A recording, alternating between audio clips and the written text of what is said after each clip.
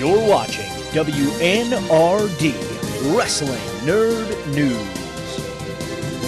That is right, ladies and gentlemen. It is you, it is me, it is TNMND, the Wrestling podcast broadcast. Yes, we have breaking nerd news because for the first time in my lifetime, it is quite possibly the biggest story in the history of wrestling. The Wrestling Nerd broadcast has buttons. That's right, ladies and gentlemen. Breaking news. We have buttons, and all of our patrons will be getting one button. Woo! Yes, there you go. Wow. I heard those aren't the only buttons that are coming, though. That's true. We've got more buttons coming, but we're not going to let you push our buttons until we talk about the real breaking news. That is because at the ripe old age of 77, Vince McMahon has retired. That is right. Vincent Kennedy McMahon has retired at the age of 77. He stepped down as CEO of WWE a week or two ago and is now on his Twitter retired. I'll be honest, I did not watch SmackDown because I was too busy watching Captain America Winter Soldier for the first time. So yeah. I don't know if my night was better than others. Was SmackDown good? No, it was SmackDown. It was SmackDown. So Steph came out and did a very quick, I got to thank the WWE Universe, the superstars, the crew, everyone backstage, all this, that, you, the fans, and everyone started a thank you Vince chant and everything. The volume on the crowd was just boosted way up. Your distortion. She's like, wait, we'll get to that. And then she talks for a minute and then she goes, okay, now we'll do it together. Thank you, Vince. And she started and it no one really did it. And that was it. And then the street. So in the midst of that, there was no end to her saying, all right, thanks guys. See ya. The Street Profits music comes on. So it's very weird. So basically, it was the equivalent of when I worked at Stop and Shop and somebody would get transferred to a store and be like, oh man, it's been great working with you. We've got cake, right? Okay, yeah, we've got cake. Kind of when it was. SmackDown as a whole kind of sucked. Brock Lesnar came out at the end. So we did. Okay. Everyone's like, oh my God, Brock Lesnar walked out. I'm coughing so much. And then they're like, oh no, and then something happens with the Street Profits and the guy who used to love Happy Corbin, and then I think that guy, I don't know, and then the Usos and the guy who Vince McMahon loved, Austin Theory, and then Brock Lesnar's music came on and he did his move to Austin Theory and then beat him up with the briefcase. And then did his move to Austin Theory onto the briefcase. And the crowd was hyped for Brock Lesnar.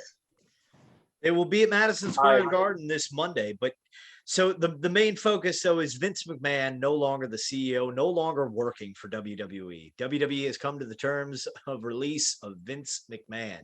So I don't know if this is a hot take or not, but I said this on our very own patrons, Matt Rudd's Facebook post, and that is, and Tom, I think you replied to it, but or maybe that was Hodap's response, but it is a double-edged sword. But first and foremost, we are not here doing this show if it's not for Vince McMahon.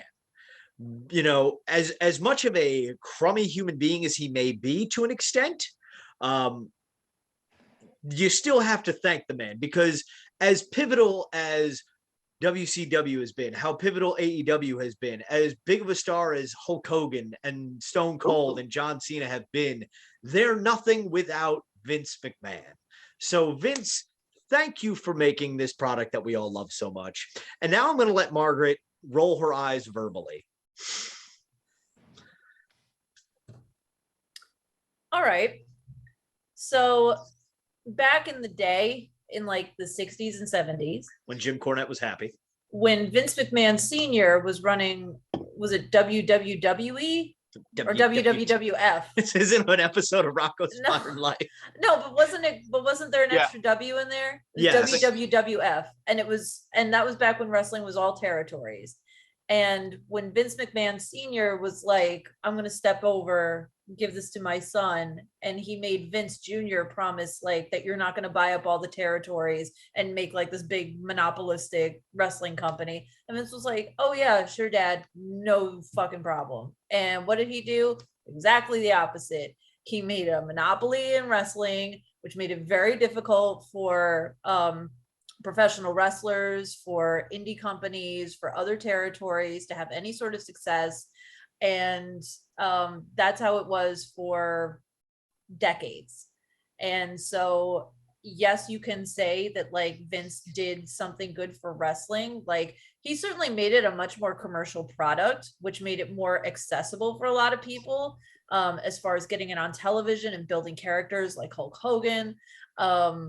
But there's been an awful lot of controversy behind all of that. There's been a lot of damage to women in the sport, for all the years of degradation that he put them through. And not to mention all of the drug scandals, the family scandals, the political scandals, and just the horrible stuff that he's done that has put a cloud over his product over the years. And one can only hope that now we will see the product being developed better by better people, and that it will move in a better, healthier direction. I still call shenanigans on it because I don't think that this is true. I feel like somehow something's going to happen. And It's going to come out at Royal Rumble. Entrant number 30. It's like, yes. I'm back, bitches. Vince is that bitch. Cody, cut the shit. Oh my God, I would love that. Vince is that bitch. I'm that Vince comes out in bitch. AEW as MJF's new manager. That's what I said. They have to imagine. Okay, you got Mox versus Punk. Whenever Punk comes back, and then Punk goes over Mox, and it's like posing. He's like the full time, got both belts or whatever, and then all of a sudden MJF comes in the crowd or whatever. Something happens, and then somehow Punk gets the upper hand or something happens. But just imagine like Vince just comes out and like helps MJF and causes do-rag on. We're talking about breaking, like I think that's the thing. We're talking about breaking the wrestling business. It would be like I'm just dropping the leg drop and turn heel. I mean, that's the only thing I can think of. It's gonna be that hug with Bischoff, just like, oh my God. Like He comes out and hugs Tony Khan. yeah, then imagine that. I don't see Tony it. Khan goes, I bought WWE. Well, Well, actually, my now dad own did. my You also competition. see the tweet that Tony Khan put out talking about he's now the longest reigning CEO Yeah. in the wrestling. I saw that, but I do have one question. Billy Corgan hasn't been around long with NWA, Yeah, or whoever's running Impact. I mean, I know Impact is, somebody's owning it now, but then since we started, so the owner of Impact changed since we started recording. Yeah, probably. and again, so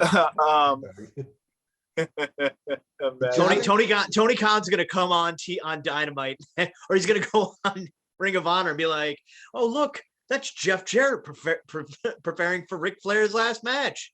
I now own WWE," and that's double F I double R E double D. That's fired. And he just goes, "Not again." Yeah. Oh, I'm man. optimistic. I mean, I think this is needed to be done for quite some time. But I'm reading that like Kevin Dunn is on his way out, and like He's not on his way out. Okay. He's done. But no, yeah, like you said, Nick, that poses the biggest question is what if indeed there are no shenanigans in this? What is next? I know that it was announced that Triple H is taking over the role of executive vice president of talent relations. I don't know if that was his role prior to him. What does that mean? If somebody gets fired, he gets to tell them. Tony pretty much. Carano and John Laurinaitis, right? Those are like the Yeah, there was Carano and Laurinaitis were the bad guys there. So, I mean, if Triple H and Stephanie are given the keys to the kingdom, where the king bow down, I'll start watching again. I think because NXT, when at its peak, was so good and must-watch entertainment that, and I had a thought today, like, how Good everybody's job, Dave. Wow. That would explain the beads of sweat. got to the bathroom before it was too late. I'm very proud of myself. But no, I thought to myself, like, I was just randomly thinking about Keith Lee, like I do throughout the day. And it's like, you know what? Nobody ever wanted, like, we weren't demanding that Keith Lee be, you know, the world champion. Yeah, it could be happening in WWE, but we just wanted Keith Lee to go out and talk and be Keith Lee, you know, which is what Have a AEW is good doing. time. You know, just we want to see these guys do what they're capable of. Not be Bearcat or whatever. Yeah, I don't need Bearcat. I don't need him in a singlet. Keith Lee makes me feel confident about my body because he's out there in his shorty shorts doing his thing. To Karrion Kross and somehow how do you mess up Killer Kross? I mean, Seriously. I'm relatively optimistic. I mean, you know, like the apple might not fall too far from the tree to Steph. I'm hoping that she's more creatively down for fun stuff. I do want to piggyback on a couple of things Margaret said. I hear the frustration about Vince McMahon and a lot of the controversy around him. And I will say probably one of the most controversial takes on professional wrestling. The Attitude Era was not that good. The wrestling wasn't that good. The treatment of women was not that good. As much as I love Goldust, where that character went and really created a big stigma against the LGBTQ community was not that good. The Attitude Era was not that good. Why did we like it growing up? As young men, typically, we were horny. That's what it was. And I will also agree with Dave, and I commented on I think the podcast Facebook page of like, it is that double-edged sword because everything Vince McMahon did, whether it was the right direction or not, made it so that we're all friends now. And yeah, kudos to him. He did a great job. He changed the game. He created the game to what it is today. So that's great. I'm glad to see him go.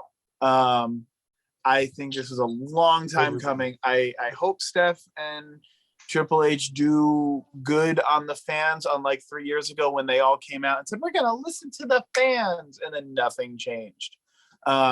I think the only saving grace that could happen for WWE right now, and it's a bold statement, is that we get good Bayley back.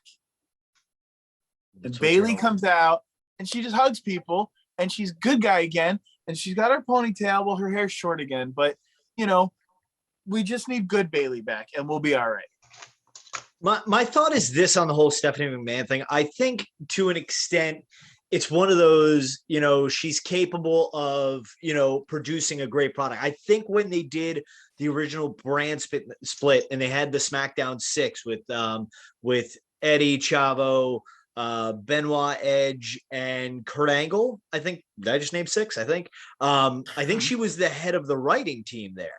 And they just had SmackDown was a solid show, but because, you know, obviously Raw is Raw, you know, we got to give all the hype to Raw. You know, SmackDown flew under the radar, but was really good.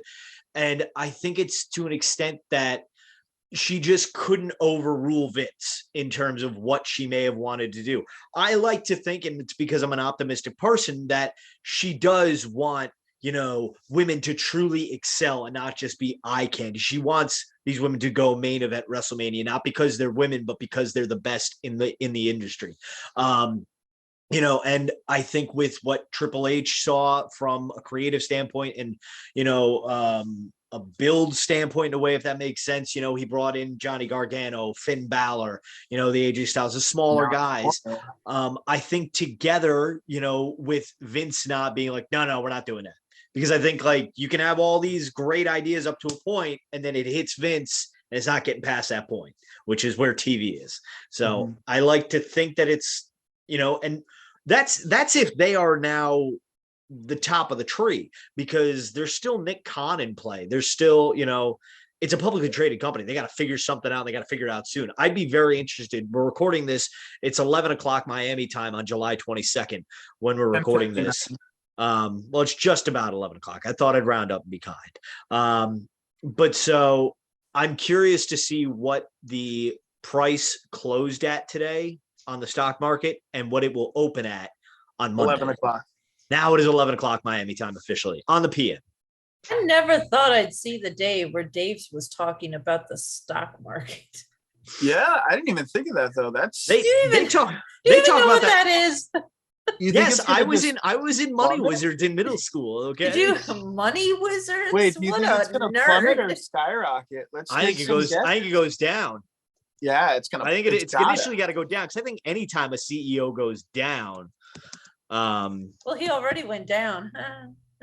No, he made other people go down. jeez Louise. He's a scumbag. I'll say it. Okay, I just like to say this. It closed today. If I'm reading Google correctly here, it closed today at 7:39 p.m. On July 2nd at $66.22. July 2nd. July 22nd. I'm sorry, July 22nd. It finished at 66.22. So What does that mean, Money Wizard? one share costs $66.22. So I could literally buy a share of WWE and be a part owner. So literally, No, you can't. You just bought a toy online. what's that? You were just complaining about how much you paid for these toys on the internet, David. I know, but you know what? It'd be an investment, Tom. I'm looking to own part of WWE because then I would have access to their talent and have them come on. So let me be the first person. I'm sure the Twitter machine's blowing up. But Vince McMahon, now that you are not legally binded to this company, if you would like, I will even send you a button. You don't even have to be a patron, Vince. You thought what we gave Buff the stuff was a big bag. Imagine what we'll give you, Vince. We could probably give you like $28 more than we gave Buff. Imagine if he brought Shane with him. I think you pass out. I'm emptying the bank account for that. Vince, I will trade you what is in this briefcase. And right now there's a briefcase with a contract and a $500 microphone in it. Just saying. Jeez. If I was like Conrad Thompson or somebody like that, though, I would seriously like be banging on Vince's door right away. There's already been tweets about it. I'll say this, and I've said this for the longest time. I'm not a big reader of books. You don't say. For booking info. But like I am waiting for a book now.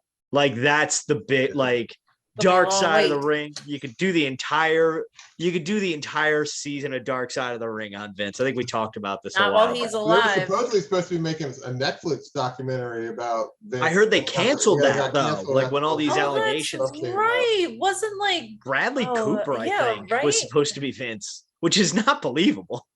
No. You know who I see as Vince? Although I feel like, I don't think Vince is that tall or skinny.